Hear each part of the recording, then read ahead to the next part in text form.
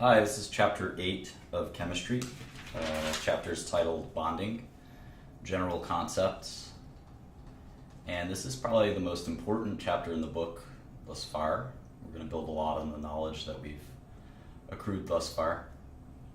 And it's going to be probably the densest chapter, no pun intended, but the densest chapter we've encountered. So I'm going to try to do it in under 2 hours, but if it takes longer than that, so be it. But it's crucial, especially if you're interested in pharmaceuticals, and that's the purpose of your study as it is mine. It is crucial that you understand everything, virtually everything in this chapter, which I don't say about the other chapters, so stay tuned and stick to it. So anyway, one of the things that we observe in nature is we almost never see pure elements in nature. So you'll never see oxygen as a monoatomic element. Elements are pretty reactive, so you're never going to really see monoatomic oxygen or monoatomic fluorine or things like that in nature, simply because we see compounds instead. We see molecules in nature when we observe nature. And so how these molecules, which are formed of bonded atoms, how these atoms form bonds is pretty complicated, and it's something that we have to study in exquisite detail. And it really is the essence of chemistry, is bonding. So this chapter about bonding is going to be really, really important as we try to figure out bonds and when we see bonds. So anyway, one of the fun things here that we're going to tend to understand a little bit at the end of this is if we take a drug, I don't know, let's take atorvastatin and Lipitor, and we see the chemical structure here. We're going to have a lot of fun. At the end of this chapter, we'll be able to describe each of these bonds, including this double bond here. And we certainly know enough of these atoms already, and some of these are functional groups that we understand. We'll be able to describe that. We'll be able to describe things like polarity, which we can already describe a little bit, dipole moments and things like that. And one of the things we'll learn that's kind of interesting is in pharmaceuticals, you tend to want a drug that's nonpolar. The more polarity you introduce, the more. The problem is that cells have a lipid bilayer, and if you know anything about lipids, they're nonpolar.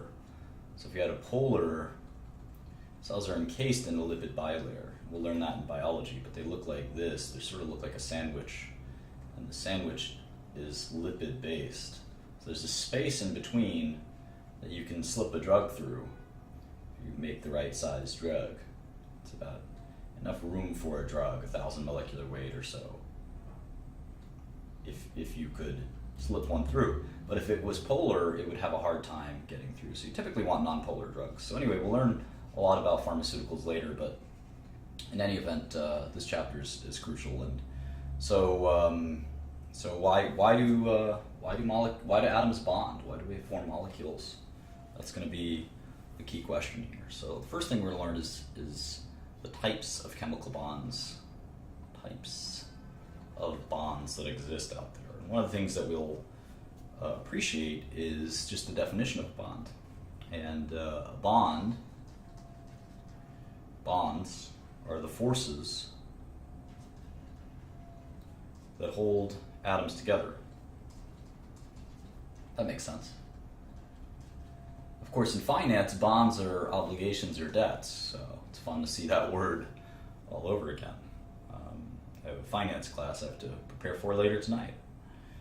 In any event, we study properties of molecules all the time. One of the properties about bonds is their strength.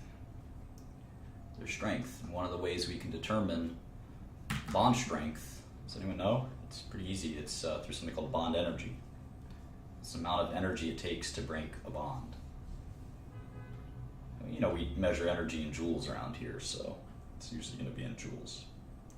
So we're going to learn all about bonds. One of the bonds that we've spent a lot of time on is the ionic bond between sodium and chlorine. They form these sort of ionic bonds, and we sort of describe those as kind of like this weird kind of shape that tends to occur in these ionic solids, right? Where you have the cation here and the anion here, and they form this kind of lattice, right? And And one of the things that, basically the sodium's got 1 valence electron, the chlorine's got 7. 4, 5, 6, 7. 6, 7. And the sodium will lose it so that both achieve their octet, right? Their octet configuration. We kind of learned a bit about this, and we'll learn more about it this chapter. But one of the things we can do when we study these ionic bonds, which are when a cation loses an electron to an anion, and the cation is almost always a metal, and the anion is almost always a nonmetal, if not always. One of the things that we can appreciate when we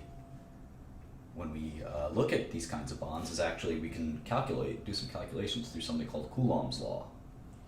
Coulomb's law. Coulomb's law takes this form. It's basically energy of the bond is equal to this number, 2.31 times 10 to the negative 19th joules per meter. This is a constant, multiplied by some pretty simple stuff. Q1, Q2, which is charge, divided by R, which is radius between, or the distance, I should say, really, the distance between, you can call it a radius if you want, but the distance between the ion centers in nanometers. So this takes in nanometers, keep that in mind. And so the ionic charge for sodium is just simply, I guess when it loses an electron, is +1. And the ionic charge, when chlorine gains an electron, I guess is -1, right? And we can experimentally determine the distance, and just say that's less than a nanometer. Nanometers are pretty small. It's a pretty small distance. N with a capital M is actually nanomolar, which I tend to write in chemistry, so I always write with capital N, but with space it's a nanometer, and M is lowercase. So don't make that mistake. Anyway, so if we do this calculation, we can see that the strength is a negative number, right? Because this will be a negative number, -1. -1 divided by anything will be a negative number. And if we multiply that negative number by a positive number, we'll still get a negative number in the end. And that negative number in this case is -8.37 times 10 to the 19th joules. Now think about that for a minute. This is the energy of interaction. Let's not worry about exactly what that means, but we'll assume that that is the energy between one of these guys and one of these guys. So what does that mean? It's an exothermic reaction, right? This will release energy. This bond will release energy. Why is that? Well, what we find in nature, is that systems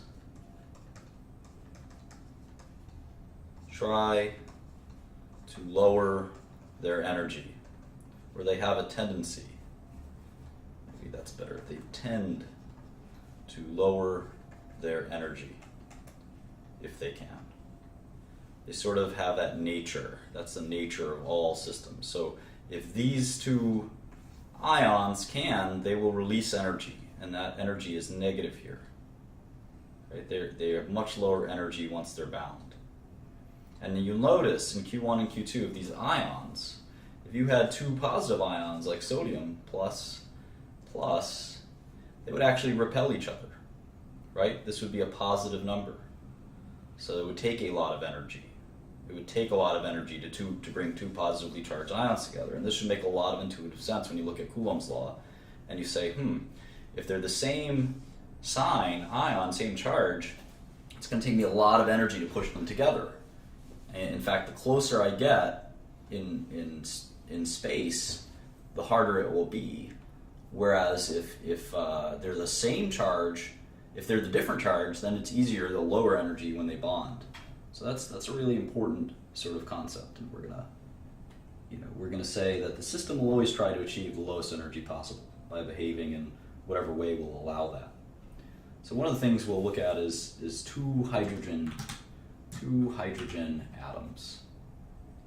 We're almost never going to see monoatomic hydrogen. Why is that? Same reason we discussed. There's always a way for hydrogen to lower its energy, and it does that by forming this bond, this covalent bond. We call that just hydrogen gas. Now, if we draw a chart, and we label this side of the chart, the y-axis, potential energy. We label this axis, the x-axis, distance. We have this sort of amazing thing that we find. The distance between two hydrogen atoms. And you think about that, two hydrogen atoms. One has a positively charged nucleus and one electron in the 1s orbital, right? And so the question is, how far apart should they be? And what's amazing is we find, let's say this is dotted line is 0, no potential energy. And distance can go to infinity, to 0, in terms of like an overlap. And what we find is we can't bring them to 0, which is interesting. They can't overlap. Those protons will just repel each other too much. It will take too much energy. And we can see the asymptote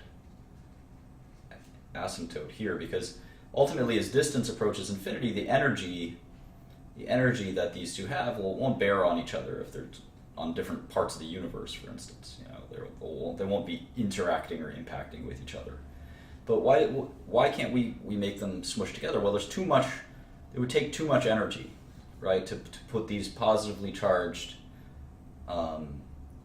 nuclei together.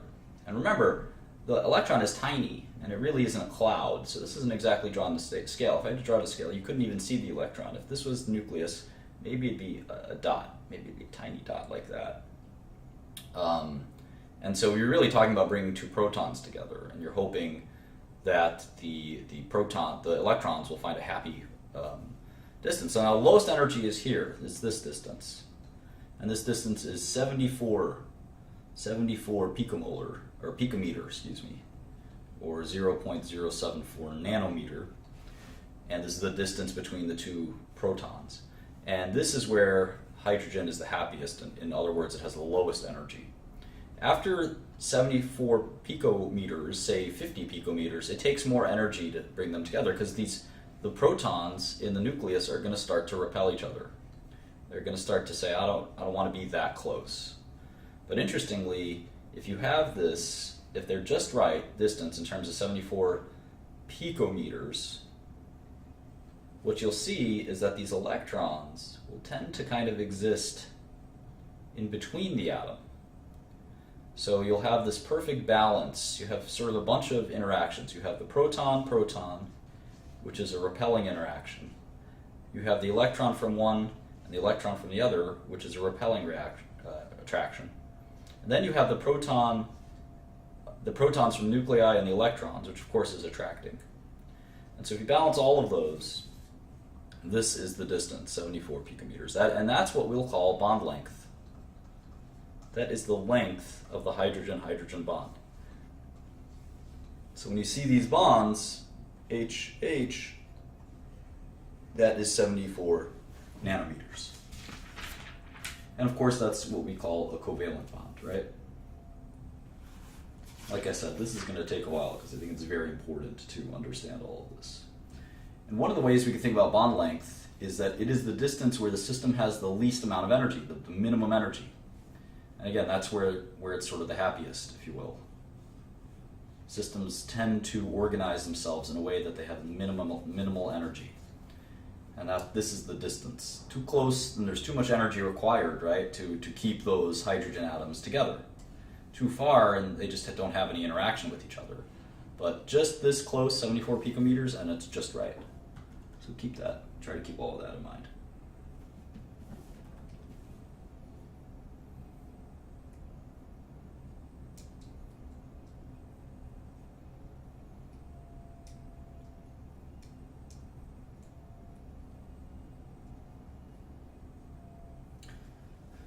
So, covalent bonding, we looked over this a little bit. This is a good example of covalent bonding, is when two nuclei share electrons, right?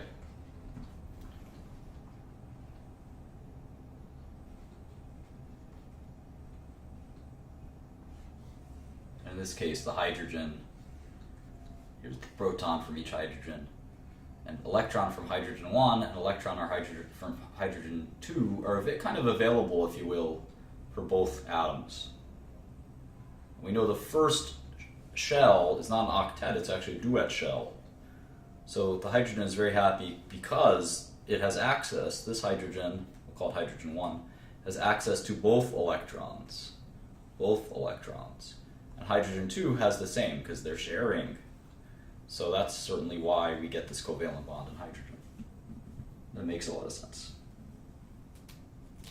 And so we've considered the extremes, right? We know what a covalent bond is, and now we know, of course, what an ionic bond is. What about something in the middle?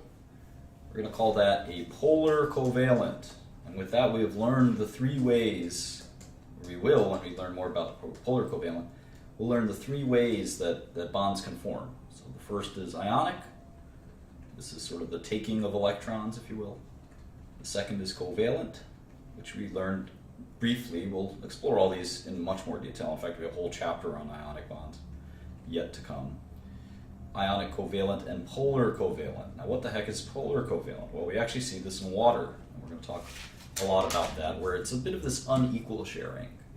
We see it in water, where this is a covalent bond in that the hydrogen, again, is bringing one electron to the table, the oxygen is bringing 6, and that this hydrogen, of course, is also bringing 1.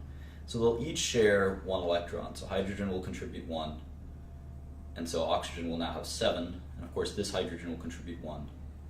So this oxygen will have 8, and 8, of course, is our magic octet number. Now, of course, the oxygen is sharing, it's a pair of electrons that are being shared, 1 from hydrogen, 1 from oxygen. So this hydrogen is happy. It's got 2.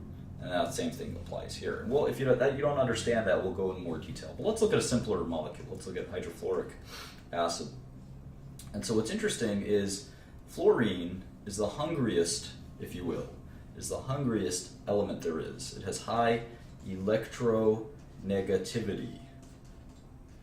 And this makes sense because if you know fluorine, you know it's a halogen and it's got 7 electrons. So it's just one more, it's 1 left. It's got 1 left to get that electron. It's sort of like being very thirsty. You know, if you've ever ran a couple of miles or something and you're just really, really thirsty for water, you do anything for that water. It's that one last electron that it's hungry for, and that's why fluorine is the most electronegative of all of the elements. We'll talk about exactly what electronegativity is in a second. Hydrogen is less electronegative, so what we do is we write this delta. This is a lowercase delta. We're used to uppercase delta meaning change in many sciences, so this is lowercase delta. What we say is that this is lowercase partial charge. Lowercase delta is a partial negative charge. This is a partial positive charge. What ends up happening is you'll have this bond is a little bit more weighted. Instead of being a pure covalent bond like hydrogen and hydrogen, where they're the same. I mean, they're the same element, so there's not one of them prefers electrons more than the other. But these are different elements, and fluorine definitely prefers electrons more than hydrogen. So there's this partial charge. It's not quite ionic. It doesn't rise to the level of ionic, but it's closer than a full covalent bond or totally equal sharing. So it's a little unequal, is one way to put it. Now, if we draw, this is kind of a cool picture in the book. I can't show it to you here, but it's on page 356 if you have the book. And if we take a electrical field and we draw, say we just draw, this is, of course, is fluorine and this is hydrogen. So there's one big one, one small one. Let's say we have this as a gas and it's just kind of floating around, right? It's just floating around. It's all random. And now, if we have an electrical field and we turn on that field, let's say, and this is the negative side of the field, this is the positive side of the field, what will end up happening is that the partial positive charge will orient towards each pole, if that makes sense. So we'll see, and this is a really important concept, so if you don't understand this, see, these are all random. They're facing all different directions. But when we turn on this electrical field, it'll look like this. Because the hydrogen will be slightly positively charged. Why? Because the electrons, remember, hydrogen brings 1 electron to the table. Fluorine brings 7. Fluorine wants 8. So it's going to kind of steal hydrogen's electron. It will be closer to the fluorine. It won't quite be ionic like we see in NaCl, where Cl also brings 7, it's another halogen. But it literally it strips, basically, sodium's electron. Here it kind of doesn't strip it, but it's bringing it closer. So what ends up happening is hydrogen has a proton, you can't change that, but its electron is kind of floating over there. So the hydrogen has actually got a positive, kind of partial positive charge because it's missing its electron buddy. Fluorine has 7 protons. And it usually has 7 electrons, but now it's got 8. Now it's got 8 because it didn't quite take hydrogen's electron, but it's kind of closer to the fluorine, so it's got a partial negative charge. So you put an electrical field, the positive charge from the hydrogen will kind of face the negative electrical field, and of course the negatively charged fluorine will kind of face the positive part of the electrical field. And I hope that makes a lot of sense. It certainly makes sense to me. So let's talk about electronegativity, this concept that some elements are hungrier for electrons than others. Electronegativity, you could think of it like electron thirst.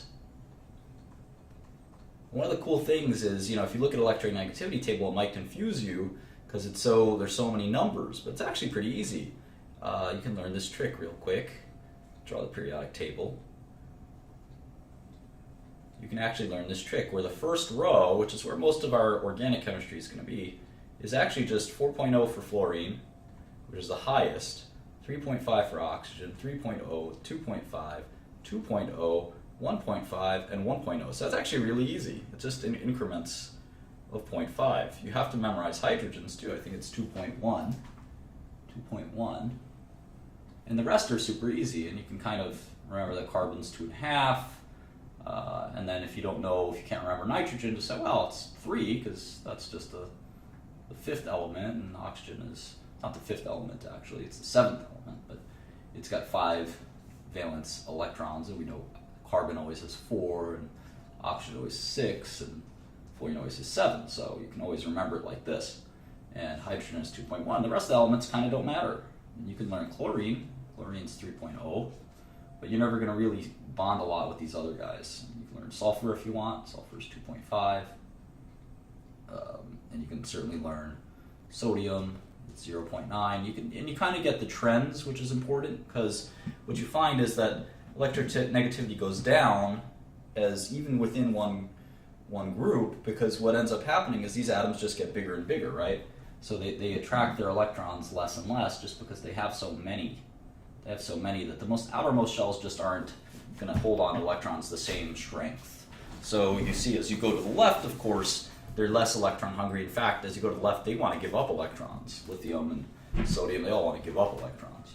So, and as you go down, the atomic radius, just the nuclear radius, is so big, right? I mean, could you imagine 16 protons or 32 protons, that one errant electron? You're just not that hungry anymore for that one errant electron because it's so far away from this positively charged nucleus. And I hope that makes sense. So what exactly is electronegativity? Well, we kind of use it on this relative scale, but there's actually a way to calculate it. And Linus Pauling, who's a very famous scientist, actually came up with this equation. I'm going to go through it, and if you don't fully understand it, I think that's okay, but it's got a little bit of scientific beauty in it if you want to stick with it. So he calculated that there's this expected. He took hydrogen and he said if you bound it with any element,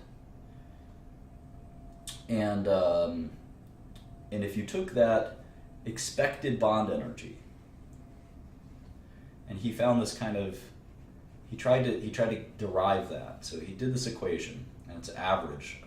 Anytime you have two things, it's an n divided by 2, it's an average. So he said, I'm going to take the hydrogen-hydrogen bond energy and element X, whatever this is, and that bond energy. And I think the bond energy of HX, expected bond energy of HX, is going to be the average of a hydrogen bond to a hydrogen bond, or a hydrogen to a hydrogen, that bond energy, with element X covalently bound with element X. And that was his hypothesis, and that's how you got expected bond energy, the amount of energy it took to break a bond.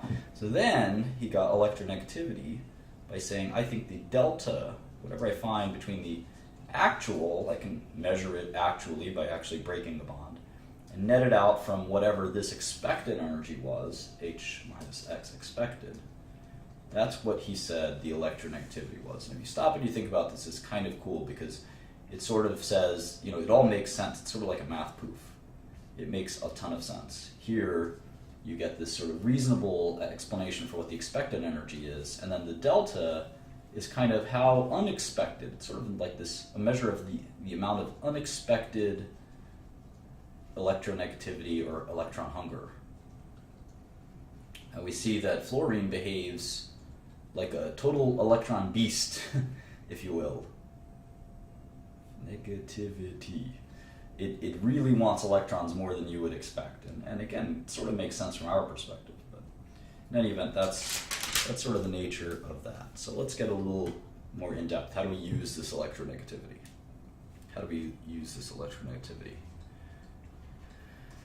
Well, this is where we'll talk about polarity and dipole moments.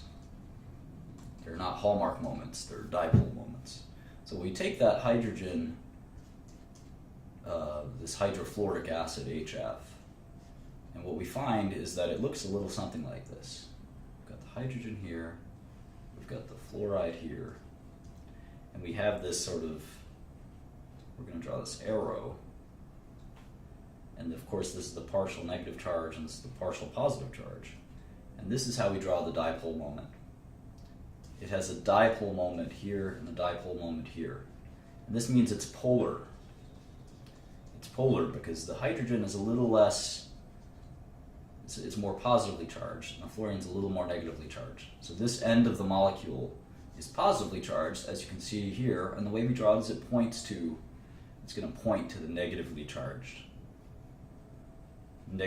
side. And if this confuses you, the best way to think of it is, again, with an electrical field. If this is a negative electrical field, the hydrogen's going to line up this way. If you flip the electrical field, which I think you can do with a switch or something, the molecule would turn around. It would flip around immediately, and it would be a fluorine here and the hydrogen here, because the partial charges would be flipped as well. I hope that makes sense. So, and this makes a ton of sense. Any diatomic molecule with a dipole moment will be of course a dipole. That makes sense, right? But what about things like water? So water, oxygen is very electronegative. It's up there with fluorine, right? Fluorine's 4.0. Oxygen isn't far behind, with 3.5 is one of the highest electronegativities. One of the highest. So anything with oxygen, you're going to tend to see a dipole moment where the oxygen is going to hoard those electrons. In this case, it's hoarding two of them. And this oxygen is a partial positive, and this oxygen is a partial positive. We're going to see that this actually relates. This is going to relate to the bond length and the bond angle. Bond angle here is 104.5 degrees for a reason. And the dipole is interesting. The dipole actually looks like this.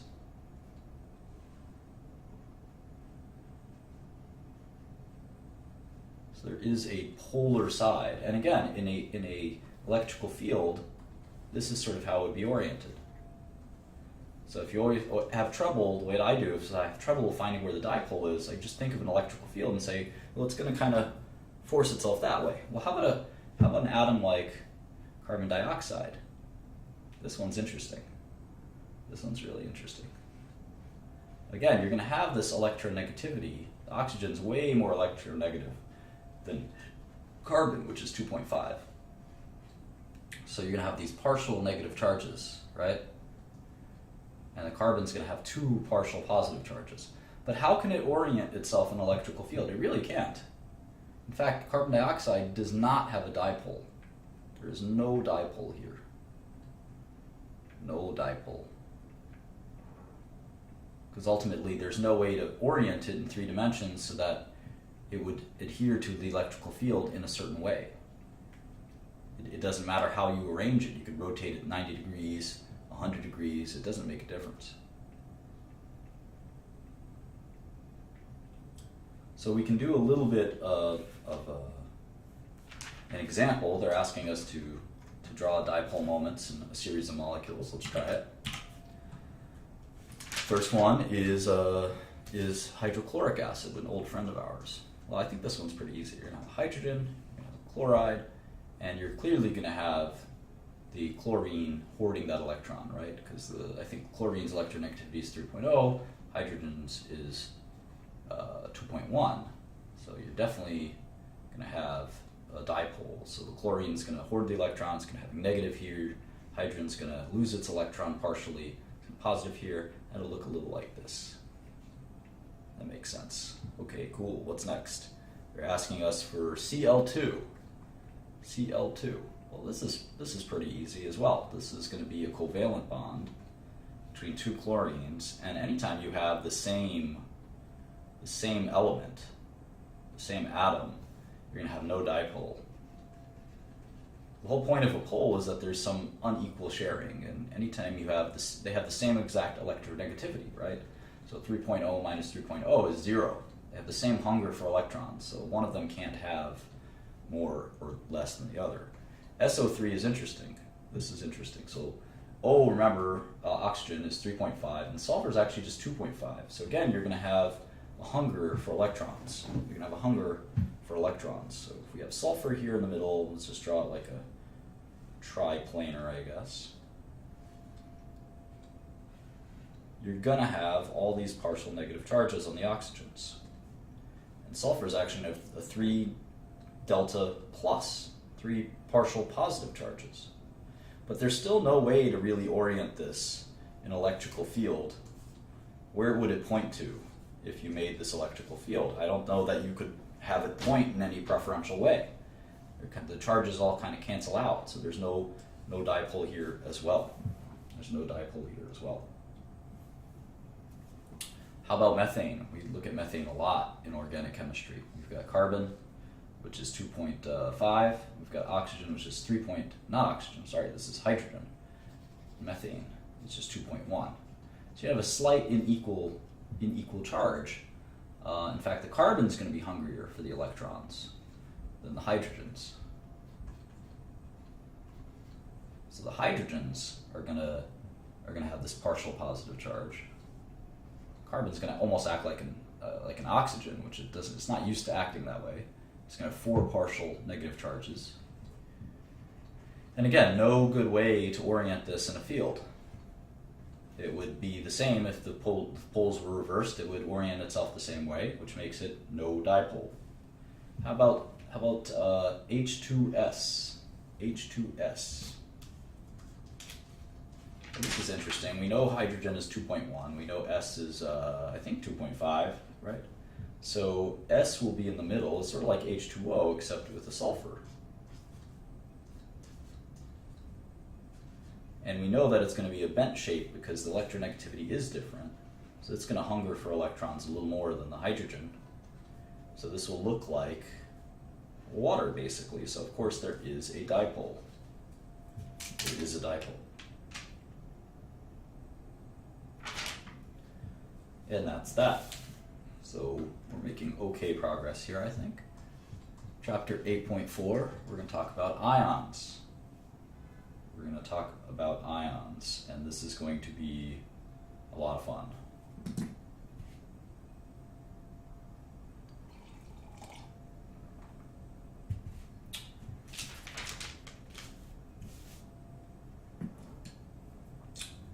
So let's see, what are they trying to tell us here?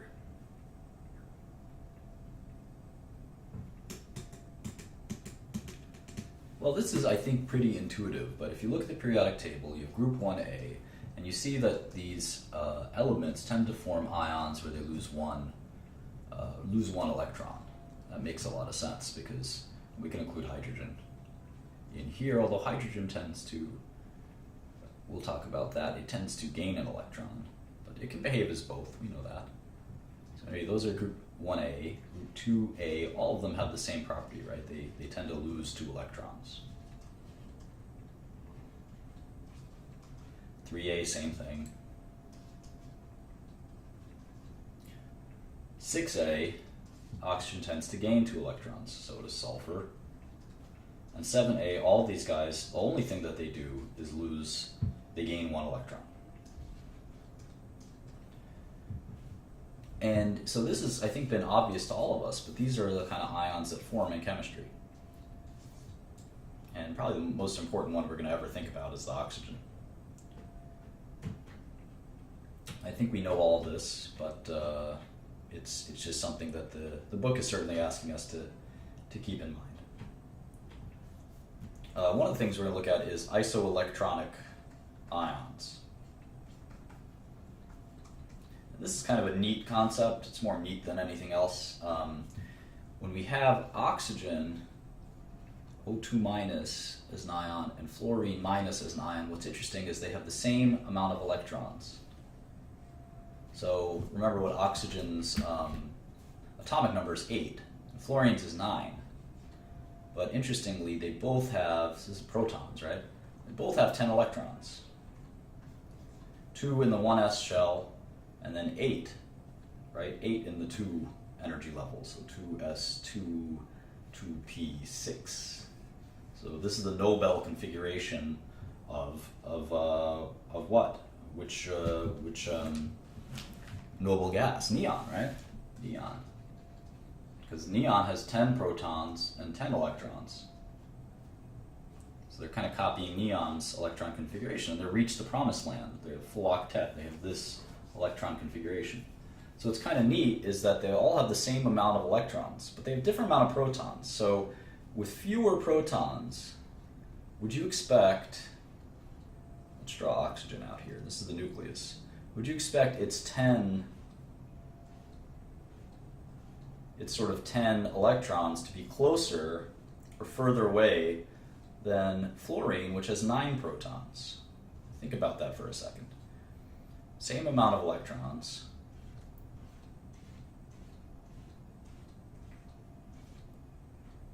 but more protons. So I'd say if there's more protons, it's going to draw them in more, right? That makes a lot of sense. So you're going to have the more protons, the smaller that kind of radius of the atom is.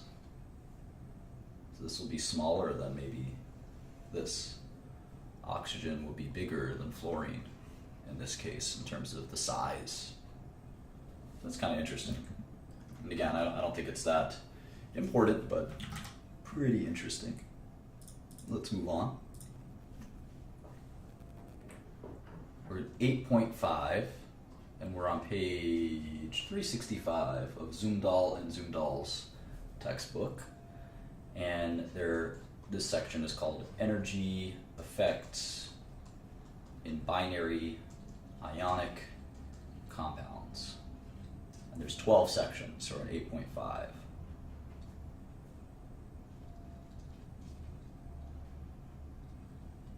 Okay, so we're going to do a fun example here. We're going to learn quite a bit, I think.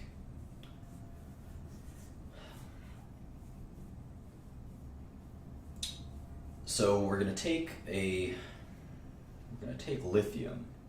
We're going to try to figure out the lattice energy. So lattice energy is that ionic lattice that we've talked about with the formation that kind of looks like this, where it organizes itself to maximize the opposite interaction and minimize the same interaction, if that makes sense. So how much energy is released? Because when things like sodium and chlorine come together, an ionic lattice is formed, and of course energy is released. We know that from Coulomb's law. So we take lithium, and we combine it with fluorine, a halogen. This makes sense. Lithium forms the +1 ion, fluorine forms the -1 ion. We get this lithium fluoride. So, how does this end up happening? Well, lithium has to turn from a solid to a gas. And as you can imagine, this requires energy. This is 161 kilojoules per mole. And then lithium has to become ionized, which again requires some energy. lithium as a gas has to become lithium ion as a gas plus an electron, and that requires 520 kilojoules per mole. We could just look up the values. So far, to turn lithium from a solid to a gas that's ionic, we're talking 681, right? 681 kilojoules per mole between these two steps. But we're not done. We've got the fluorine side. So how about taking a covalent fluorine and breaking that bond? So 1/2 of fluorine as a gas to become just fluorine as a gas. This is normally 154 kilojoules per mole to break this bond. Well, we're going to do it in half because we're only responsible for half of it, right? So I guess it's 77 kilojoules. 77 kilojoules to break that bond. And then we have to I guess have the electron affinity. So how much energy does it take for fluorine to become as a gas to become fluorine the ion, right? And this takes an electron, right? And this is actually a negative, right? So it gains, the system will lose energy in this case. The fluorine loses potential energy. And that kind of makes sense if you think about it. So we've got 681 kilojoules plus 77 minus 328. And then finally we have the lattice energy. And this is fascinating. If you take, we've made the lithium ion, we've made the fluorine ion, and we're going to end up getting that lithium fluoride. And the ion, and that energy is amazing. It's amazingly negative. It's negative 1047. That's the lattice energy. And you can see the lattice energy, it's so happy, lithium fluoride, to sort of organize like this, right?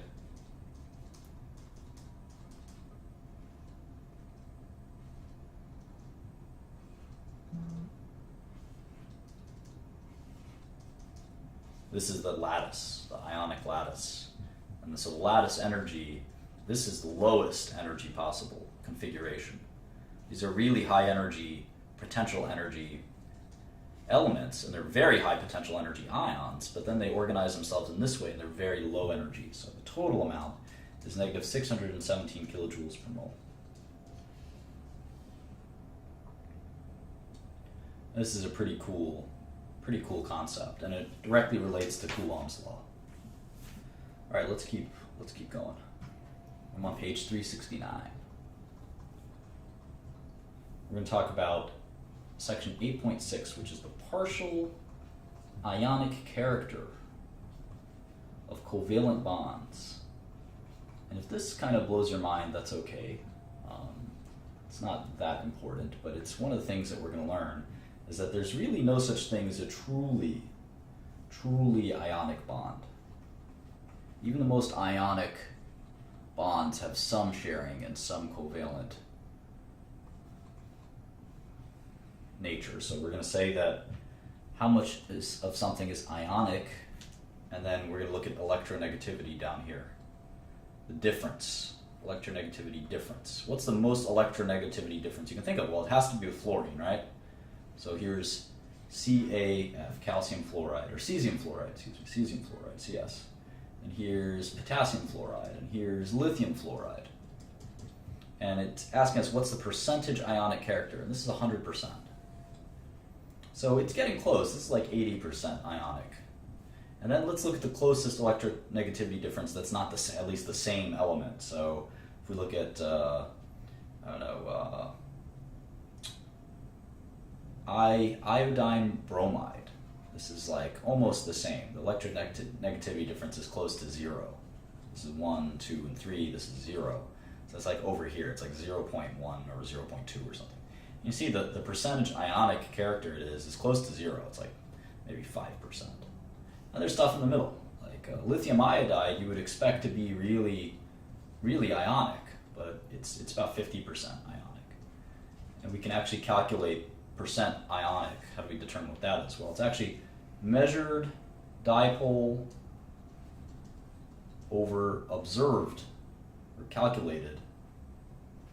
Measured dipole moment over calculated dipole moment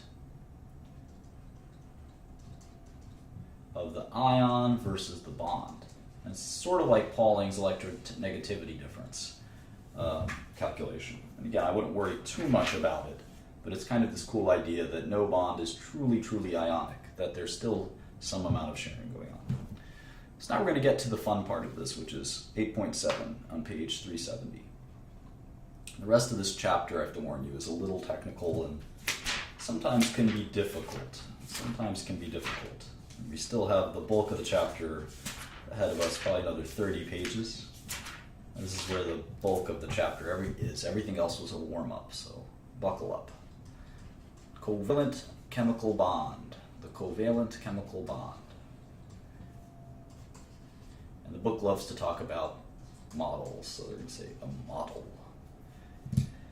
All right. So as usual, we see that bonds result from the tendency of the system to seek the lowest possible energy. We've said that many, many times.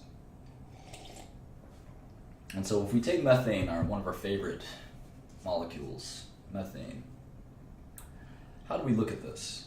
Well, we think that we know, in fact, from experiments, that it takes about 1652 kilojoules to break up methane into just carbon and then 4 hydrogens. That's kind of interesting. It takes 1652 kilojoules to break that up. We can also think of it this way. When these, you can think of these like almost like Legos, right? Hydrogen has one kind of divot, if you will. Carbon has 4. Hydrogen has 1, so you can actually screw them on together, and that's kind of what happens. You can also argue that from 1 mole of each of these, the system releases 652 kilojoules of energy. This is the lowest state of affairs of energy that these elements can arrange themselves into. So think that through. 652 kilojoules to break this back into, that takes energy. Plus energy will leave this. So that means that this minus energy will give you that. And you have to make sure you understand this concept. This is lower energy. This is lower energy than this, because this is potential energy. It's a lot of potential energy in these bonds. Hydrogen can go bond with chlorine or fluorine or etc. But once that bond has happened, energy will be released because it's sort of been satisfied and there's lower energy. So you think about 1652 and you say, well, there are 4 bonds here, so that means each CH bond must be 413. That's 1652 divided by 4. Well, 1600 divided by 4 is 400. 52 divided by 4 is 13. So that's 413 kilojoules per mole. That means if we wanted to form a different molecule, like let's say CH3Cl, which is just the same thing except one of them is a chlorine, we can actually, and we know that this is 1578 kilojoules per mole, we can actually subtract that by 413 3 times. And we learn that the ClC bond should be the remainder of this subtraction, 379 kilojoules per mole. So it takes less energy to break the ClC bond than the HC bond. It's kind of interesting. Starting to think about what each bond is, how much energy each bond has. It's pretty neat.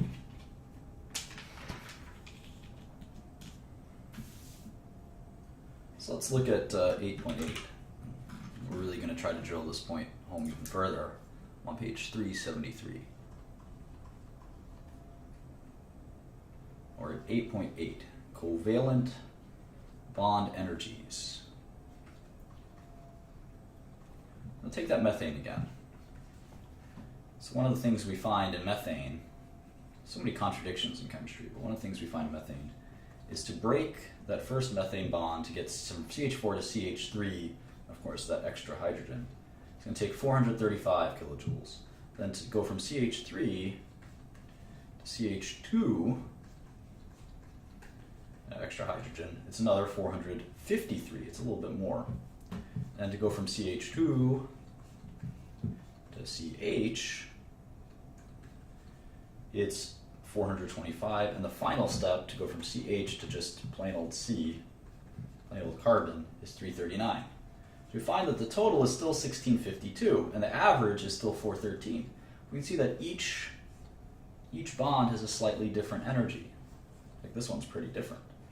And the reason for that is that the bond strength in energy terms, is always in energy terms, the bond strength is really a function of its surroundings. So one of the things we find is that CH bond on average is 413, but depending on its circumstances, it can be pretty different. So a good example is, let's look at this molecule. The CH bond energy in this molecule is 380, not 413. In this molecule, it's also 380. In this molecule, it's 430. And in this molecule, you should recognize this molecule, it's 410, which is pretty close to 413. So it really depends on its surroundings, and it doesn't mean that this is worthless, but it's a good guide, right? CH is 413. That doesn't mean that, occasionally it can be slightly different, but it doesn't mean that we don't think this information is valuable. It is, and these are all we've been talking about single bonds. We'll learn in a second that there are such things as double bonds and triple bonds. We'll explain what those are in a second. But on page 374, we actually have average bond energies, and they show us that a hydrogen-hydrogen covalent bond is 432. They show us that a hydrogen-fluorine bond is 565. Let's look at a few more. Carbon-carbon, that's going to be an important single bond, 347. How about a really ionic bond? What about that? That's HF, that's pretty ionic. How about let's see, oxygen and hydrogen? That's 467. I wonder if we've got a really ionic bond. Well, we are in a covalent bond chapter, right? So carbon-carbon is 347. Carbon double bond is 614. A carbon triple bond is 839. How about a carbon-oxygen bond? Oxygen is more electronegative, right? It's 358. It's about the same as the symmetrical bond. Same amount of energy, roughly. That's pretty interesting. All right, so let's do some math here. Let's look at hydrogen gas plus fluorine gas gives us hydrofluoric acid, 2 molecules. So let's think about that. How does that work? Well, one of the ways we can calculate this is by looking at the delta H, and the way we can express that is the sum of the bonds broken minus the sum of the bonds formed. This is energy required, and this is to form them, and this is energy released. This is formed, so energy is released, and this is broken, so this is required, right? So let's see. So if we think about this delta H, it's going to be the delta H required to break the bond of hydrogen-hydrogen, and the bond required to break fluorine-fluorine. And then so these are the bonds we're going to have to break, right? One hydrogen bond, hydrogen to hydrogen, one fluorine to fluorine. And what we're going to form is we're going to form actually two HF bonds. So if we look at our table, it's telling us that the HH bond is 432, the FF bond is 154, and then the HF bond is actually 565. And remember, this is times 2. It's times 2. So if you add it all up,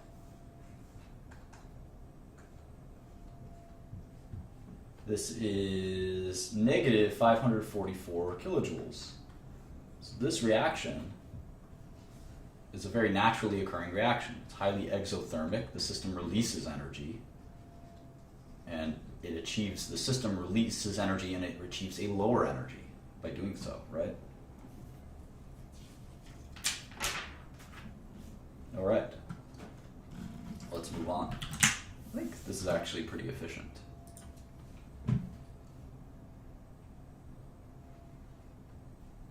Let's look at 8.9. The localized electron bonding model. This is sort of a way to think about electrons. We're going to use this in 810, 811, and 812. And it might even be an 813 in here too. So next 25 pages or so, we're going to think about electrons this way.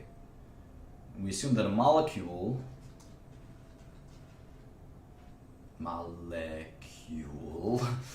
composed of atoms, a molecule is composed of atoms bound together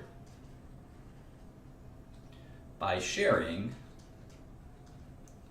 pairs of electrons using the atomic orbitals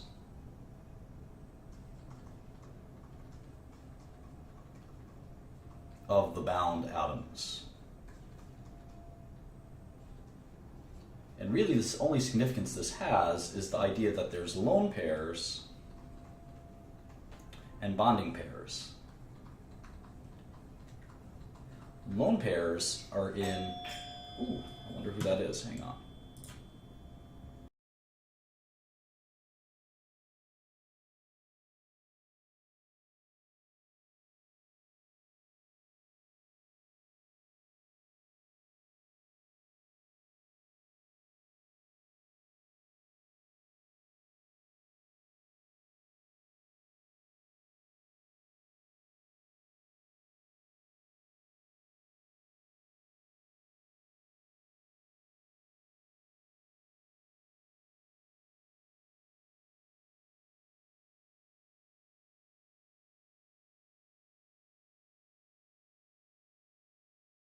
Sorry about that, special delivery. So the bonding pairs of the atoms are the ones that are involved in the bond, and the lone pairs are not. And the lone pairs stay, in essence, they stay localized to the atom, localized to their kind of parent atom. Whereas the bonding pairs stay between the bonded atoms. That makes sense. Good. All right, so that's the model that we're going to use. So the next thing we're going to do is we're going to draw Lewis structures. You might have seen these at some point before, but let's take a recap of these. And Lewis obviously invented these. So of course, you know what atoms want to do is achieve their Nobel conformation. So take potassium; it's got 1 electron. You take bromide, it's got 7.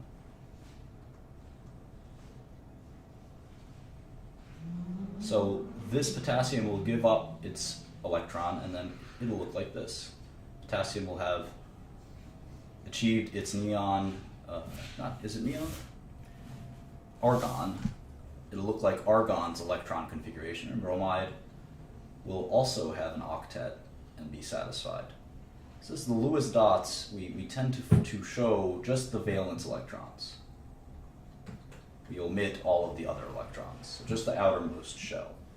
So you take a look at hydrogen, where you have 1 hydrogen here and 1 hydrogen here. You can imagine that what ends up happening is it's a covalent bond. I could actually draw this in colors. Let me draw one of the hydrogens in orange, so it's clear. This hydrogen is sharing 1 electron with the other hydrogen. This hydrogen has access, it's kind of interesting, it has access to both electrons. And this hydrogen has access to both electrons too. So they've actually satisfied their duet. We'll see these in octets as well. How do we see this in an octet? Well, let me draw a fluorine covalent bond. Here's the 7 electrons that fluorine brings to the table, right? Let me draw a second fluorine atom, and here's the 7 electrons it brings to the table. And amazingly, even though they both bring 7 electrons, they both can end up getting their octet satisfied. This is sharing 1 electron, and this one's sharing 1 electron as well. So they're sharing this pair of electrons. And this pair of electrons, this is what we were calling the bonding pair earlier. That's the bonding pair. And these guys are the lone pairs. Lone pairs. And it turns out that instead of drawing the dots, we tend to just do it like this. We symbolize a pair of electrons that are being shared with this dash. And if it's a double bond, we'll symbolize it with two dashes. We'll do that in a second. And you can still draw the lone pairs. Here are the lone pairs. They'll each have 3 lone pairs.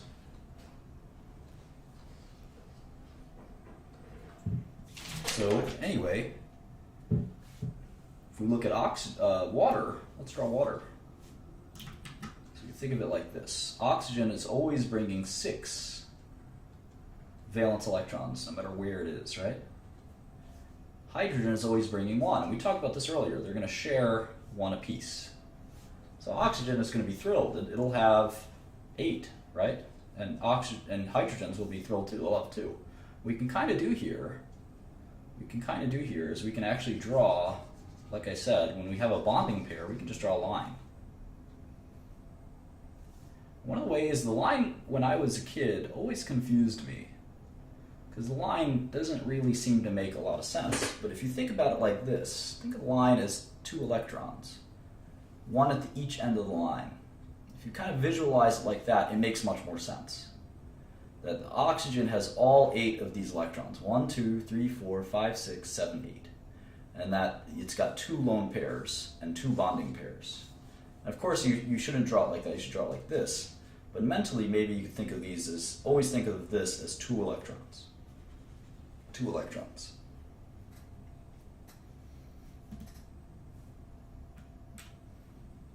Now let's look at carbon dioxide. This might trick you. How can we draw this one accurately? Well, we know that carbon, let's draw the carbon in this kind of brown color. We know the carbon comes with 4 electrons. 1, 2, 3, 4. The oxygen is going to come with 6. 1, 2, 3, 4, 5, 6. 1, 2, 3, 4, 5, 6. And all of these guys need to get to 8. Right? They need to get to 8. So how's that going to happen? Well, oxygen is at 6, so it needs 2 more. And it can borrow 1. It can share 1. So if they shared 1,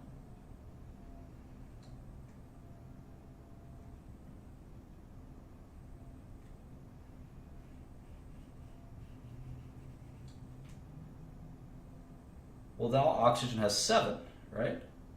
It's got 1, 2, 3, 4, 5, 6, 7. Or the line is 2. I try to symbolize how that line is 2. So it's not happy. It's got 7. It's like a halogen now. It needs 1 more. All right? Why don't we take another one? Move this down here. Move this over here. This is what we call a double bond. This is a double bond. It's 2 pairs. 2 pairs of electrons, or 4. It's a double bond. And now this side does the same thing. These guys will go down here. So they'll disappear. And this is what carbon dioxide looks like. It's like this. And there's 2 lone pairs here and 2 lone pairs here. You don't have to draw the lone pairs. You don't have to draw the lone pairs, but that's where they are. So the book wants us to do a bunch of Lewis structures. I don't know that we have to. If you want to practice on Lewis structures, you can sort of Google them and do them. There's some tricky ones.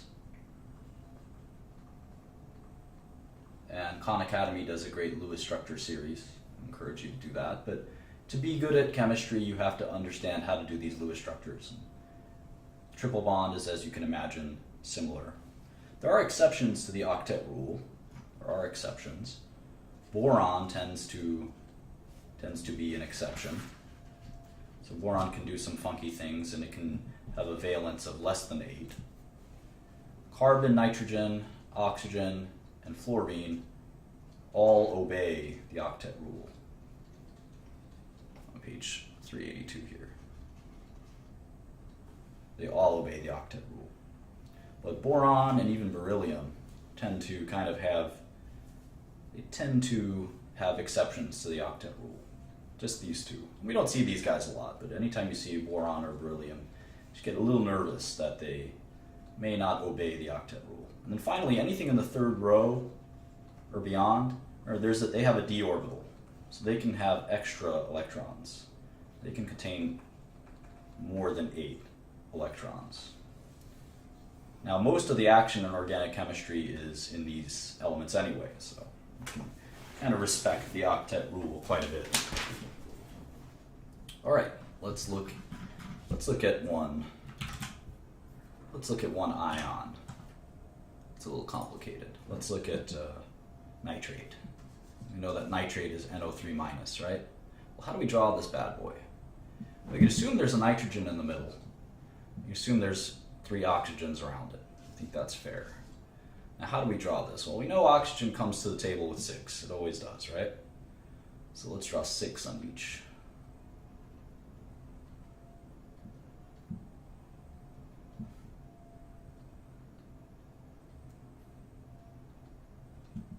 So it still wants 2. It still wants 2.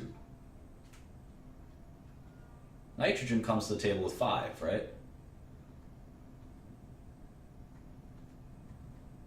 So it wants 3. So that actually seems like it's going to be workable, right? I can take one of these and bond them together.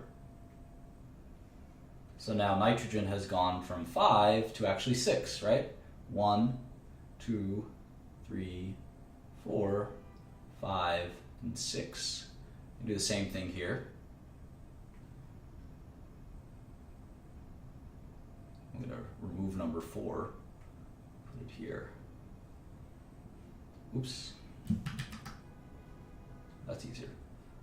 So now nitrogen has gone from 6 to 7. Then I can do that with, I guess, I'll do number 3. And now it's gone from 7 to 8. So if I do single bonds, nitrogen's pretty happy, and maybe it's got 1 lone pair. It's got 1 lone pair. I can erase the numbers now. 2, 4, 6, 7, 8. That's another way to think of it. Each single bond is really 2.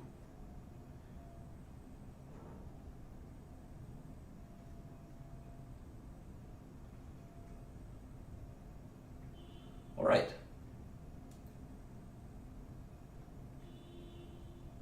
So nitrogen's happy. It's got 8. How about oxygen? Let's count. 2, 3, 4, 5, 6, 7. Huh. How about this one? 2, 4, 6, 7. And this one's going to be the same. 2, 4, 6, line is 2, 7. Huh.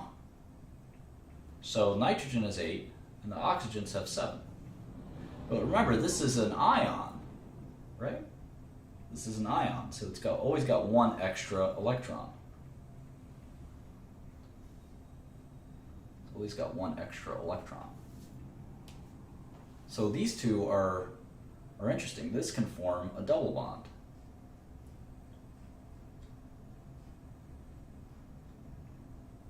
And then this electron also disappears. And this is what we call a resonance structure, and we'll talk all about what this means in a second. But this is the right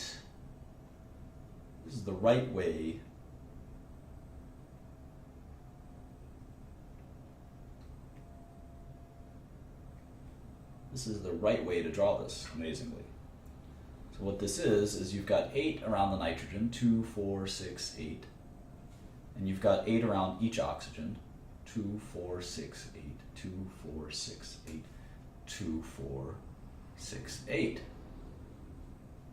And we accomplish that this way.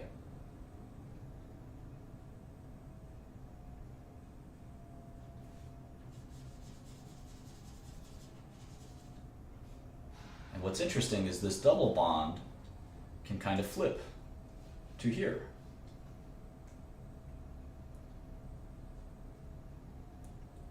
And then it can flip to here. So the double bond kind of travels around in sort of a random way. And you can even think of it as always existing as a kind of three of these bonds are sort of this is what we'll call resonance. These three bonds are always in existence in a sense. There's always one of these that's a double bond and the others are a single bond. They're always kind of flip-flopping. We'll call that resonance. These are resonance structures. And again, if we count the number of electrons, it has to stay, you can't create electrons, right? So oxygen will have 6 valence electrons and nitrogen will have 5. So when we add this all up, there should be 17. So let's count. Well, the 4 bonds are 8. Here's 4 more. 1, 2, 3, 4. It's 12. Here's 6, and here's 6. Well, let's triple check that. Let's triple check that. 4. Well, don't forget, this is an ion, so there's one more, so it makes 18 total. 18 total. So let's do it again. 4, 2, 4, 6, 8. So that's 8. Then there's 4 here, well, it makes 12. And there's 6 here. That makes 18. And remember, there's 3 oxygens, so it's actually going to be 24 total electrons. So we do keep 24. And this is the complicated structure of this ion. And it even gets more complicated if you look at something like sulfate, where this can be drawn, amazingly, this could be drawn either way. This could be drawn as sulfur like this, or this could be drawn with double bonds like this. So we have to think very carefully about the right way to draw it. And this is one of the things we're going to do, is we're going to call them formal charges. We're going to identify formal charges, define and identify formal charges, which will allow us to help understand when we have a resonance structure and how to draw it and so forth. And if this is confusing, I would Google resonance structure and spend a lot of time on it. I'm sort of introducing you to the topic, but if you don't get it, that's okay. Keep working at it, and again, keep working at these Lewis dot structures until they make a lot of sense to you. But let's look at the formal charges. Again, we have this situation with sulfur where we're not really sure. Let's do sulfur real quick. How many valence electrons does sulfur have? It's 6, right? 6. And oxygen also has 6. So if we draw sulfur, they're right above each other in the periodic table, right? So if we draw them,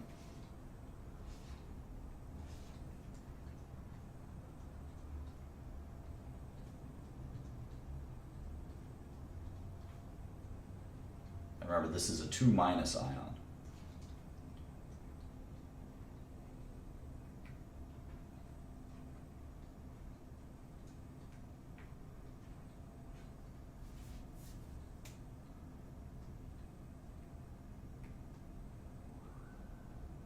All right, so we're going to take this guy and let's pair him up. That makes sense. I'll take this guy and pair him up. That makes sense. Take this guy and pair him up. That makes sense. I will take this guy and pair him up, and that makes sense. And so does this satisfy the octet rule? Let's see, 2, 4, 6, 8, 7. 2, 4, 6, 8, 7. So all the oxygens have 7, so something needs to be done about that. Well, this electron is sort of floating, so I can keep him here. This electron is floating off the sulfur, so I can keep him here. And if we do that, we start to get closer, and remember there's 2 ions. There's 2 electrons from the ion. So we actually get a full answer this way. We have a completed octet for each element. Those free electrons can kind of move around. Just because it's sulfur's electron doesn't mean it can't be over here or something like that. So that makes a lot of sense. Now we could also have it as that double bond. It makes sense as a double bond, so we can do it like that.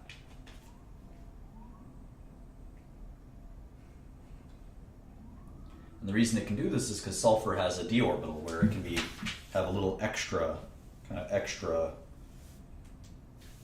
electrons. So we have to calculate formal charges. And this is going to allow us to understand what the best way to represent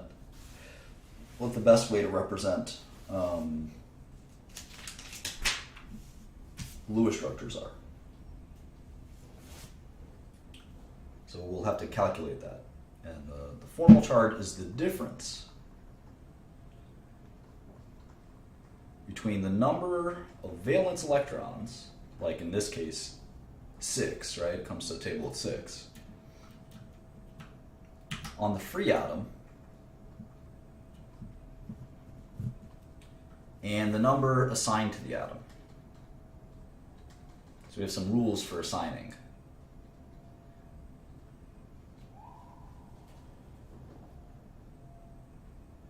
So what's the best way to assign it? Well, lone pairs belong to the atom in question. Lone pairs belong to the atom in question. And shared electrons are divided equally. So we take this case and we look at the formal charge. Let's look for the oxygens first. Well, let's see. There's two kinds of oxygens here, one that has a single bond and one that has a double bond. And the rule of formal charges is we try to get close to 0 as possible.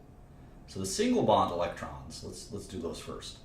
It certainly comes to the table with 6. We know that.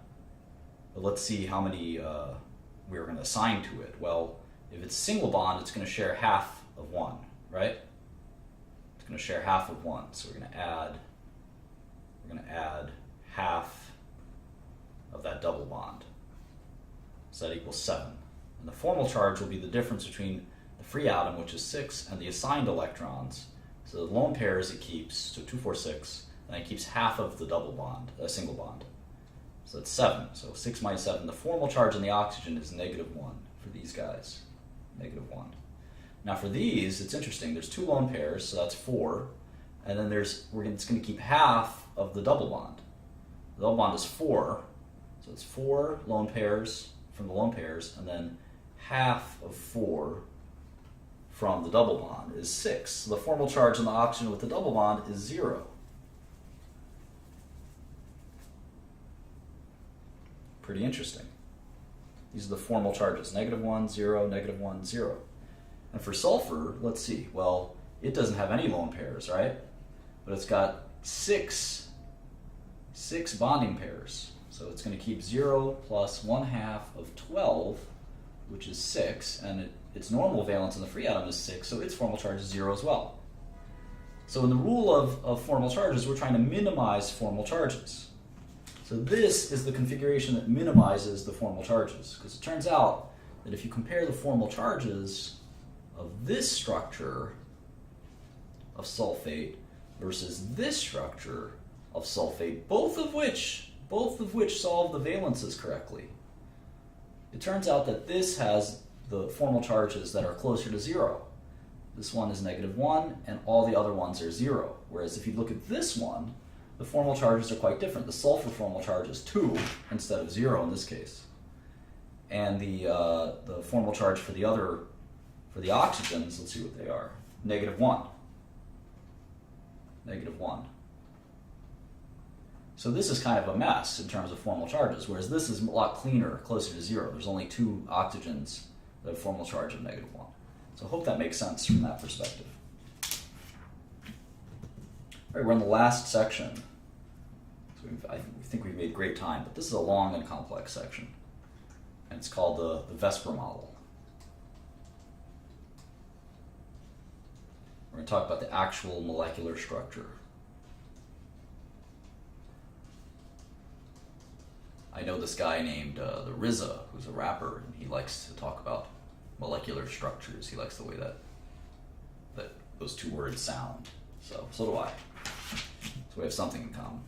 Anyway, Vesper stands for valence shell, as you can imagine. Valence shell.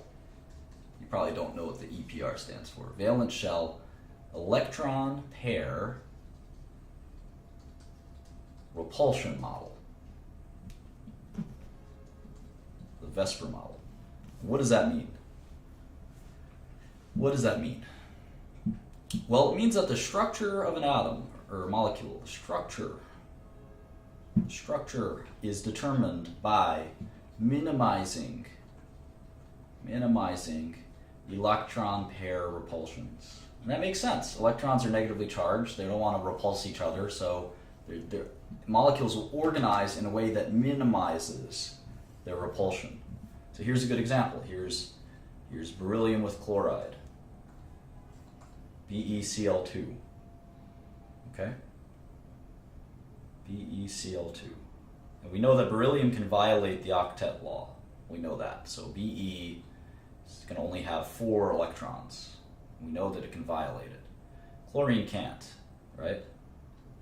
Chlorine's got 3 lone pairs and 1 bonding pair each. So the best way through Vesper for this molecule, BeCl2, to minimize repulsions is so that these atoms are on the opposite sides of each other, the chlorines, at 180 degrees. Because if they were bent like this angle would be, let's say it's 100 degrees, and this angle would be 260 degrees. The lone pairs on the chlorine would repulse each other. They would kind of fold back out for energetic reasons. So we call this a linear structure. Linear structure. We see this a few times, right? We see this with carbon dioxide, CO2, right? We'll explain why we don't see this with H2O. We don't see that with H2O. That's a bent, call that a bent structure. That's what water says to carbon dioxide, or carbon dioxide says to water, get bent.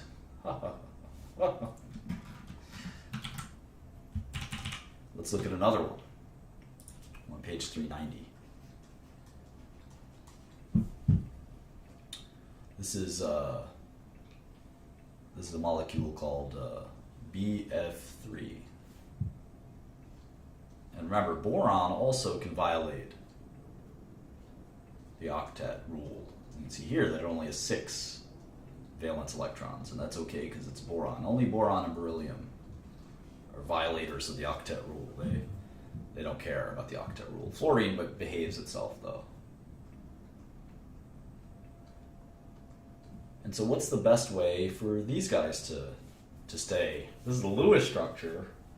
But what's in reality through Vesper, what is the best way? Vesper, what is the best way for them to orient? Does anyone know? Let's see. What do you guys think? How should I draw this? How should I draw this? Well, the circle has 360 degrees, and we've got 3 fluorines. I have to orient them in a way that minimizes the repulsion. Minimizes the repulsion. So we call that trigonal planar. Trigonal planar. So they're actually going to be 120 degrees.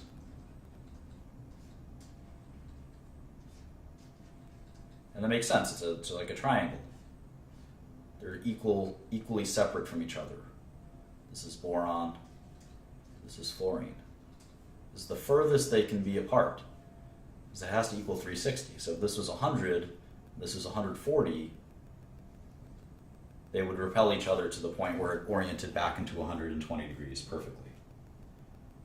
Now here's a fun example. If you look at methane, this is 90 degrees, but in reality what we can do, this is a little crazy, is we end up having kind of you can see this dotted line kind of going out into space. You can actually have a 3-dimensional structure, which we call tetrahedral. Tetrahedral. And the lone pairs can go out into space in a way that's 109.5 degrees. That's the most you can do it in 3 dimensions. That's pretty cool. So we can predict a lot of these in a way. So why not? Let's predict water. Let's predict water.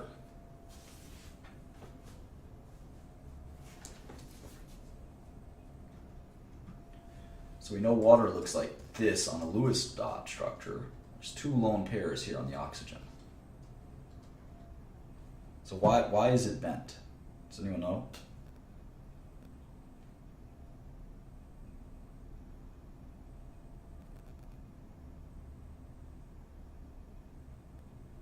Why is it bent? It's interesting. Remember, there's two lone pairs and two bonding pairs. So we think about it geometrically. Here's the oxygen. It's going to have this lone pair up here. It's going to have up electron to down electron. Remember that from last chapter, right? It's going to have this same lone pair. So this is, let me draw these like this. This is this lone pair, and this is this lone pair. And they're in orbitals, remember that. They're in these orbitals.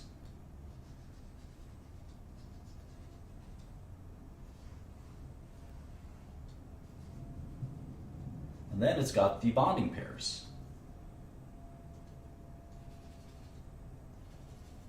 The bonding pairs are like that. This is actually like a tetrahedral. But these belong to the oxygen.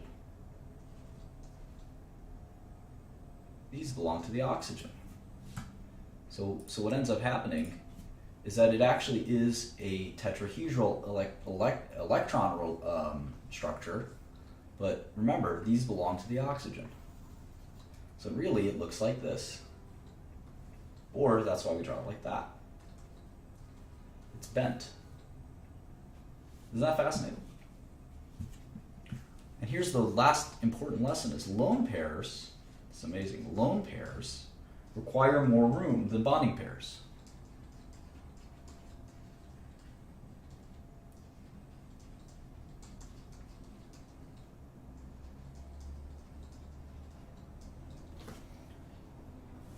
So methane, the bond angle is 109.5. There's no lone pairs.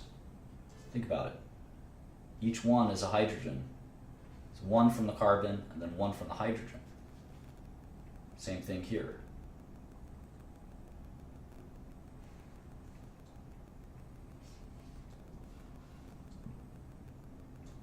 No lone pairs. Each one is a covalent bond that's sharing with the hydrogen. But if we look at ammonia, there is one lone pair. Here's the nitrogen. And of course, we've got the three covalent bonds of the hydrogens. But there is that one lone pair from the nitrogen. And this guy needs its space. So these guys get compressed. Because the valence shell electron pair repulsion theory states that the lone pair needs as much space as possible. And water, of course, is H2O. It's got two lone pairs, and its angle is the smallest. It's going to pinch down. The two lone pairs will pinch down the other shared atoms. So that's kind of how that works.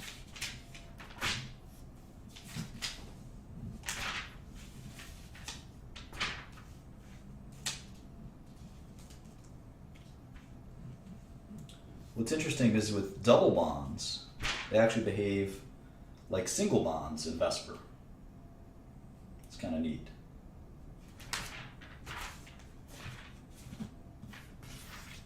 That really wraps up our lesson on Chapter 8.